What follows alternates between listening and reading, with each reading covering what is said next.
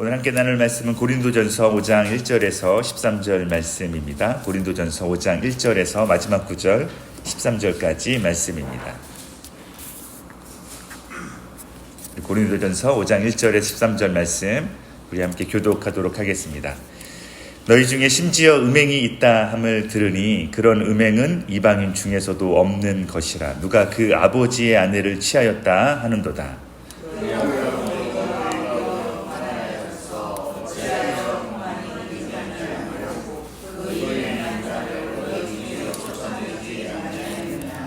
내가 실로 몸으로는 떠나 있으나 영으로는 함께 있어서 거기 있는 것 같이 이런 일 행한 자를 이미 판단하였노라.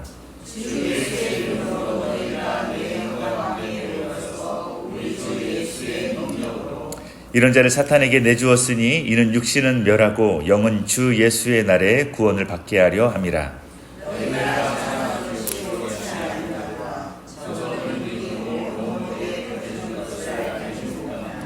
너희는 누룩 없는 자인데 새 덩어리가 되기 위하여 묵은 누룩을 내버리라. 우리의 유월절 양 곧 그리스도께서 희생되셨느니라.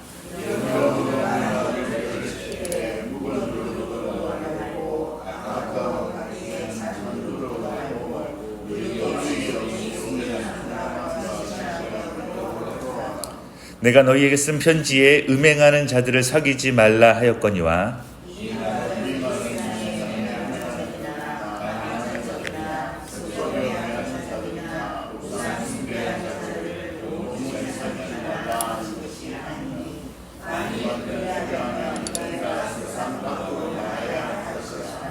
이제 내가 너희에게 쓴 것은 만일 어떤 형제라 일컫는 자가 음행하거나 탐욕을 부리거나 우상 숭배를 하거나 모욕하거나 술 취하거나 속여 빼앗거든 사귀지도 말고 그런 자와는 함께 먹지도 말라 함이라.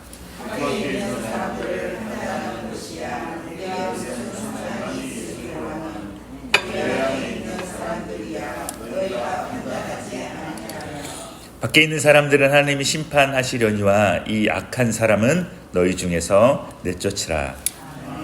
아멘. 또 이 새벽에 주님의 자리로 나와서 함께 기도하는 모든 성도님들을 축복합니다. 오늘 말씀은 계속적으로 고린도 지역에 있는 고린도 교회에 대하여서 사도 바울이 쓴 서신서를 함께 나누고 있습니다. 고린도 교회 특별히 이 고린도 지역의 특징과 또 오늘 말씀을 연관지어서 생각해보면 사실 고린도 지역의 지리적인 특징은 돈과 사람이 많이 모이는 항구 도시라고 알려져 있습니다. 그리고 돈과 사람이 많이 모이는 항구 도시로서 새롭게 개발이 되어지고 새롭게 나타난 도시의 특징을 가지고 있다라고 말합니다. 그런데 이 당시에는 우리가 아는 것처럼 당시에 많은 신들, 그리스 신화에 나오는 신들이 있고 이때 당시에는 길드라고 말해지는 상인들이 서로 물건을 사고 팔고 무역을 하게 되어질 때에 자기의 신을 가지고 함께 제사를 드리는 형식들을 가지고 있습니다.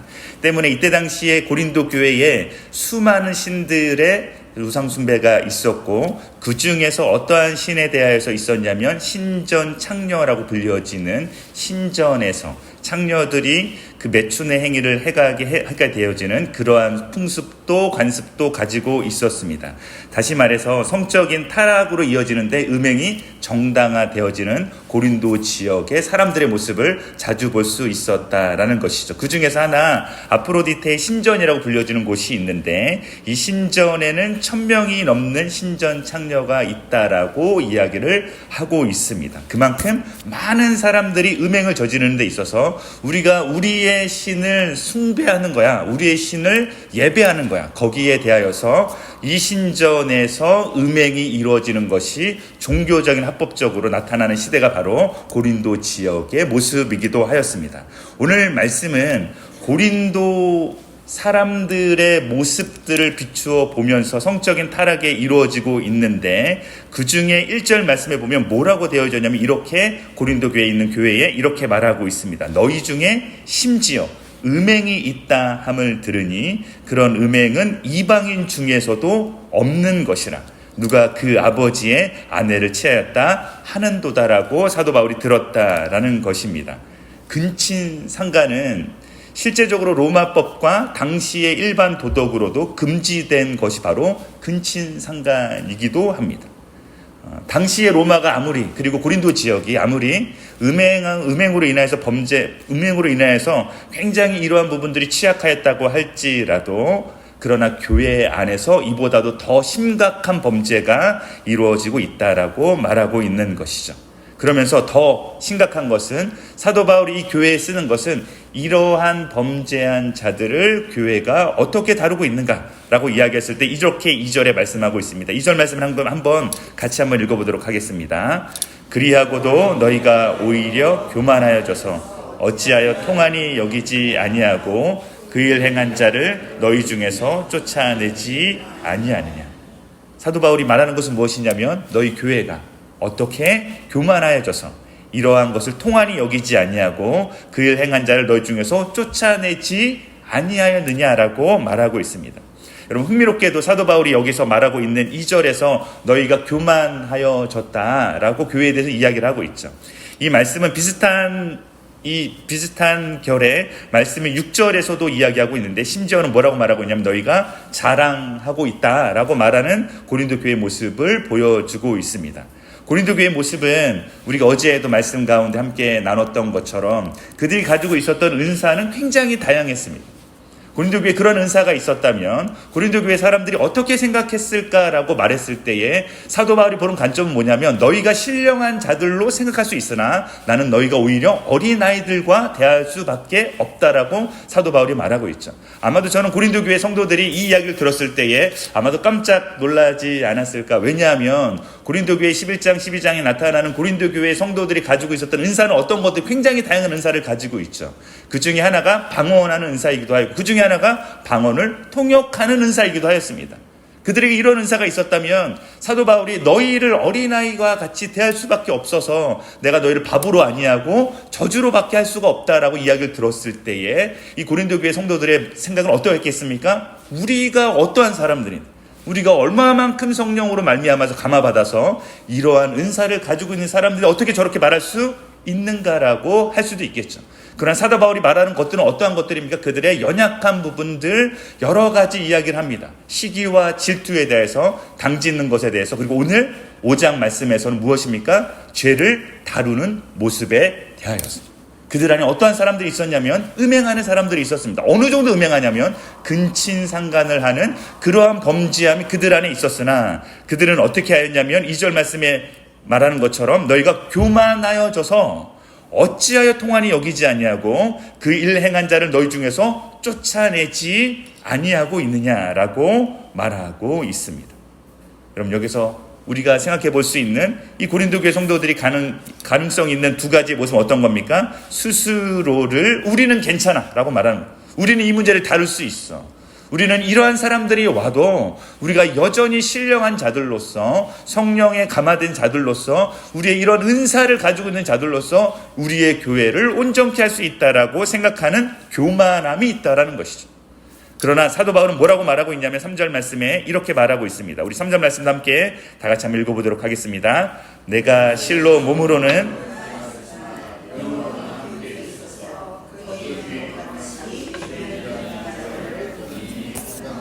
사도 바울은 뭐라고 말하고 하면 내가 이러한 자들을 이미 판단했다.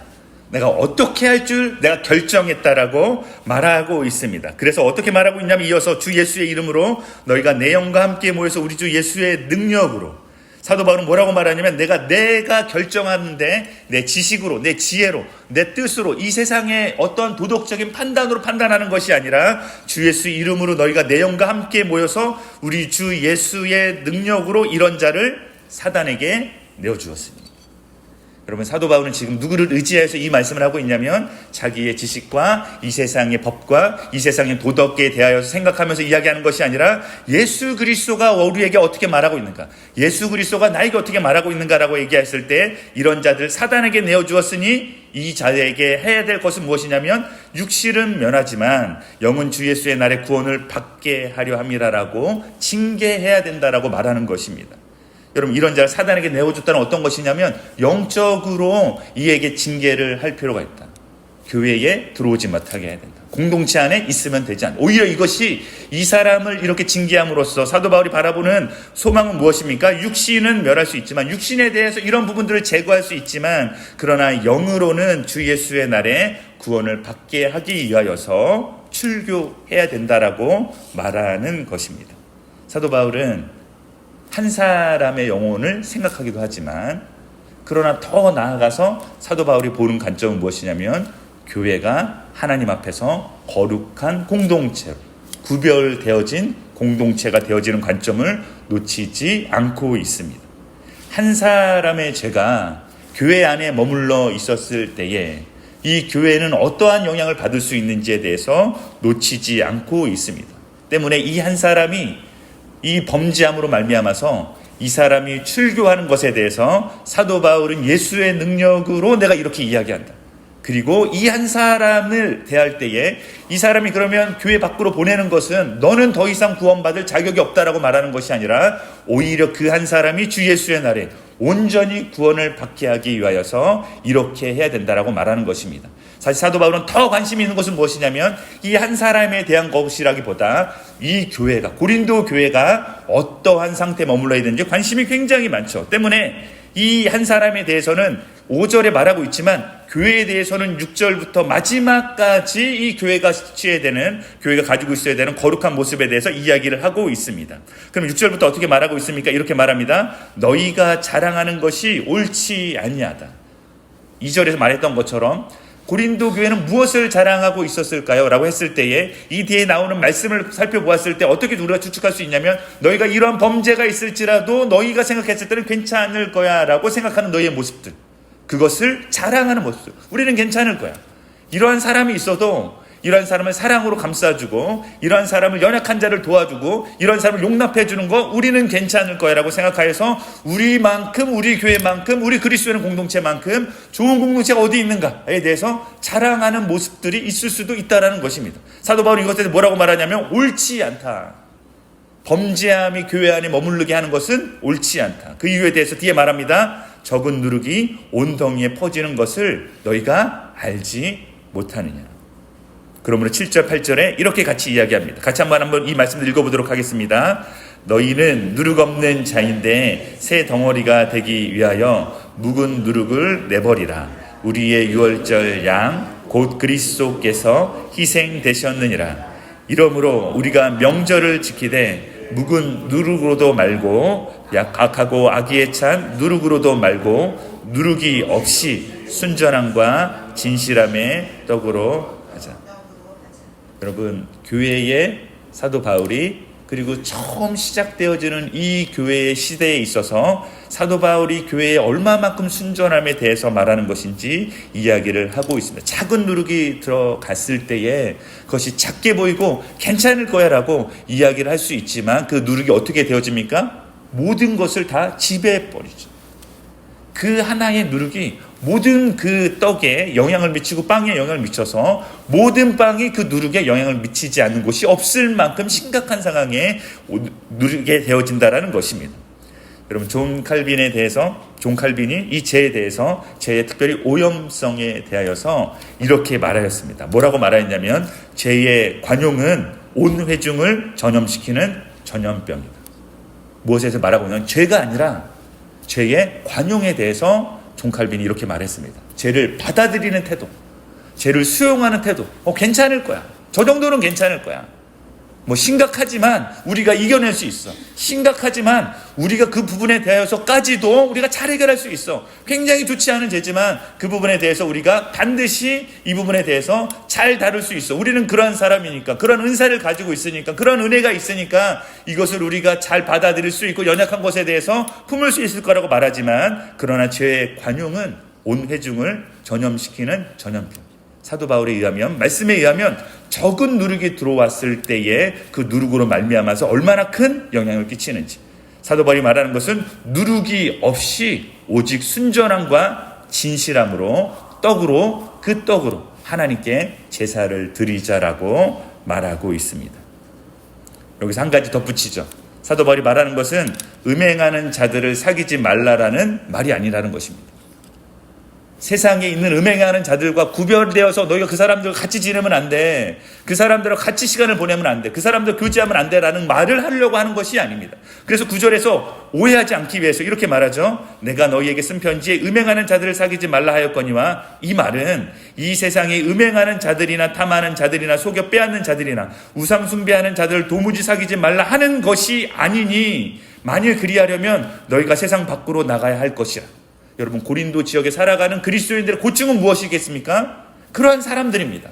음행하는 사람들, 속이는 사람들, 거짓 이야기하는 사람들, 무역하는 사람들, 그 시절 속에서 그 수많은 사람들과 얼마나 많은 고충이 있었겠습니까? 근데 사도 바울이 말하는 것은 그 사람들과 사귀지 말라는 말이 아니야. 그 사람들에게 복음을 전해야 돼. 그 사람들에게 그리스도의 법이 무엇인지 알려줘야 돼. 그 사람들에게 순전한 삶이 무엇인지, 하나님의 백성으로 사는 삶이 무엇인지 알려주어야 돼. 그 말을 하려고 하는 것이 아니야. 그 사람들에게 구별되어서 살되 그 사람들을 사귀지 말라라고 이야기하는 것이 아니라, 오히려 무엇에 대해서 말하는 것입니까? 교회 안에 있어서 그리스도를 섬기고 있는 사람들 중에서 내가 너에게 들었을 때에 세상 사람들도 하지 않는 음행이 너희 중에 있는데 너희가 어떻게 하고 있습니까? 다루지 않고 있으니, 그것에 대해서 통탄하고 있지 않으니, 너희가 그것에 대해서 어떻게 해야 될지에 대해서 사도 바울이 말하는 것입니다. 그래서 12절 13절에 이렇게 말씀을 정리하고 있습니다. 한번 같이 한번 읽어보도록 할까요? 밖에 있는 사람들을 판단하는 것이야 내게 무슨 상관이 있으리요마는 교회 안에 있는 사람들이야 너희가 판단하지 아니하랴. 밖에 있는 사람들은 하나님이 심판하시려니와 이 악한 사람은 너희 중에서 내쫓으라. 사랑하는 성도 여러분, 밖에 있는 사람들은 우리가 사랑해야 될 수 있는 사람들이죠. 우리가 참아내야 되는 사람들입니다. 우리가 인내해야 되는 사람들이고, 그 인내와 그 참음과 사랑으로 말미암아서 하나님의 심판이 혹이라도 벗어날 수 있지 않을까? 그들에게 미치지 아니하고 혹 이 중에서 하나님이 찾으시는, 하나님이 사랑하시는, 계획하신 한 사람이 있지 않을까라고 우리가 참아낼 수 있죠. 그러나 사도 바울이 지금 말하려고 하는 이 관점은 무엇입니까? 여기서 말하고는 던지려고 하는 메시지는 무엇입니까? 너희 안에 악한 사람이 있는 것에 대하여서 어떻게 다루어야 할 것인가? 사랑하는 성도 여러분, 이 말씀을 우리가 들을 때에 저는 말씀을 준비하고 묵상하면서 한 가지 드는 마음은 쉽지 않다라는 것입니다.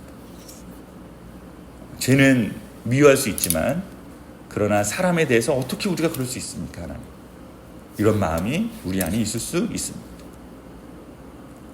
사도 바울이 이야기할 때에 우리의 싸우는 싸움은 육체에 관련된 싸움이 아니라고 이야기하고 있습니다. 뭐라고 말하고 있습니까? 영과 악한 영, 이 어둠의 정세, 그것과 싸우는 것이다. 우리가 한 사람을 바라보았을 때, 그 사람과 관계를 맺을 때, 교회 안에 있었을 때 우리는 무엇과 싸우는 것입니까? 죄가 들어오는 겁니다. 그 사람 때문이 아니라 죄가 들어오는 겁니다. 죄가 들어왔을 때에 교회가 감당해야 될 것이 무엇이냐면 거룩함을 지키는 것이라고 성경은, 말씀은, 주님은, 그리고 사도 바울을 통해서도 고린도 교회에 말하는 것처럼 우리에게도 이야기하고 있습니다.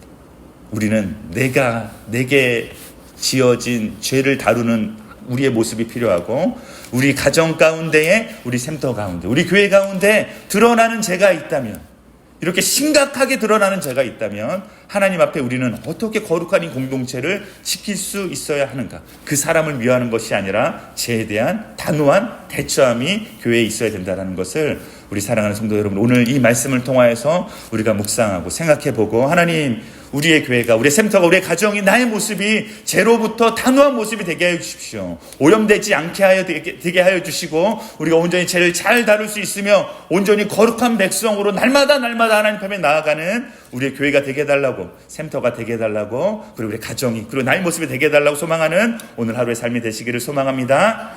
우리 함께 기도 드리도록 하겠습니다.